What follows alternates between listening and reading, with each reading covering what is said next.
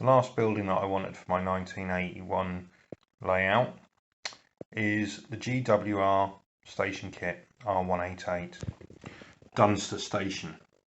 This will go with the R187 GWR footbridge kit, which is already made in situ, the R186 GWR signal box and crossing kit, and my R191 coaling stage kit. There's just one problem. It's arrived today and it is massive, like literally massive. If I was to take this off, I thought it was just going to be a direct swap, okay, because I thought that this little kiddie was that, and that's why I've accidentally got that.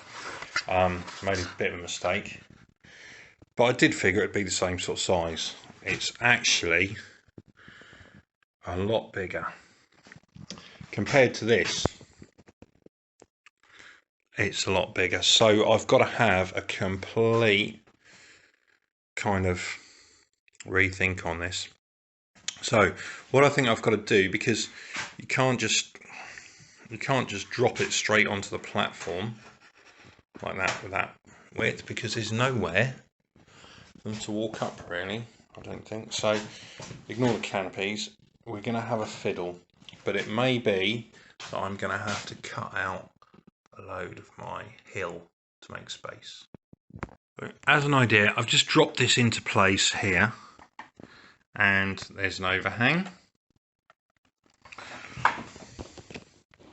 although it would be okay there on that side, but that overhang is not going to do the business, which means I have to go the whole hog and lay this in. So I've moved everything across. That's going to have to go, well, that way round, isn't it? Putting the baseboard down, I've got to cut out a significant section of my landscaping. I'll also have to move some track over to the rear where the steps are. This is actually really out of scale, I think, like the bridge. I thought the footbridge was a bit too big, to be honest. So if I put that in there, I suppose it's kind of in scale with the engine shed, goods shed, and the bridge, but it makes a signal box and the water tower look tiny on the control stage. But that's what we're going to have to do, I think. We're going to have to hack away into there. A bit of prodigious hacking with a kitchen knife, and I've now cut that out. Now to lift the hedge as well. Got a bunch of lumps there, and I've got a nice piece of landscaped hill that's of no use anymore. So I'm going to hoover all that up, and then we can have a look how it works and how it looks and how it fits even. That's my cutout done. Annoyed that I had to rip up my hedge, but I'm sure I can find somewhere to place that. That's for a bit later. So for now, that can just be laid there. Let's try fitting it. Okay, that's fine. So we can get a little pathway in there and around. Maybe shave a little bit more off there, but I don't really want people walking around there. Customers, don't want them walking around that bit, do we? Break their necks. So that's good. That'll need painting. Let's try the station. That's a hell of a big canopy. Can't see anything. You don't really see it from that angle. It's not being nice for the filming, is it? But there we go. Can do that. Now, one problem I've got, obviously, is my platforms look different. So I'm going to take the opportunity to paint them. So I've got to paint my concrete pathway, and I'll paint my concrete platforms, and then they'll match. But that, of course, means I've then got to paint those platforms, and oh, what a faff. Never bought it, especially as a rip-off 25 quid, already made. I don't even get the joy of building the kit. Still, it completes things.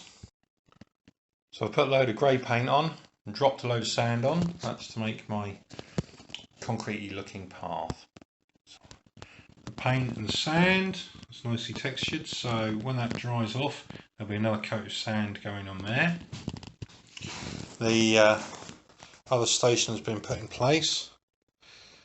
Looking a little bit short. There we have the platform in place. It's been sprayed up. Some grey primer, which was my plan to actually then spray over, but actually there's not a massive difference in the greys. So I can then pop my Dunster station on there, get it in position. There we go. That's all ready for adding the different accessories. So the new draft of the station layout. So we have big station there, and then Dunster station there. Ah, that canopy is right in the way. But we've got that canopy, then we've got the Dunster station building. If I go down, that shows you. So you've got quite a lot of detail in there. It's just all missing. You see, it's that horrible greyness. Pity, because that's all quite nice, quite splendid. Anyway, it completes everything. Look at that.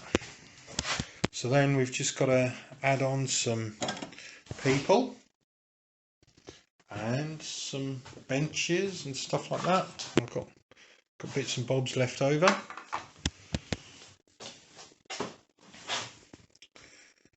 I'd actually quite like that there, but there's no space. There we are. Paint is dry and I've dropped it in place. And I had a thought what we can do so it's visually more appealing from this side. Let's turn my station around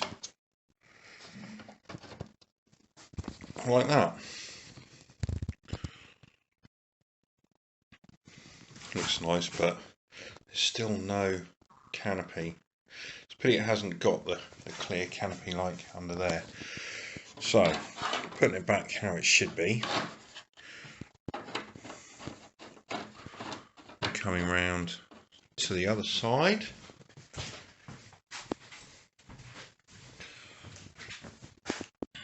It's far more attractive.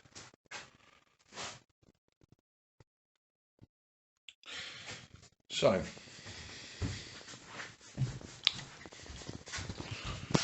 just going to put some green down the side there where I've got the cutting.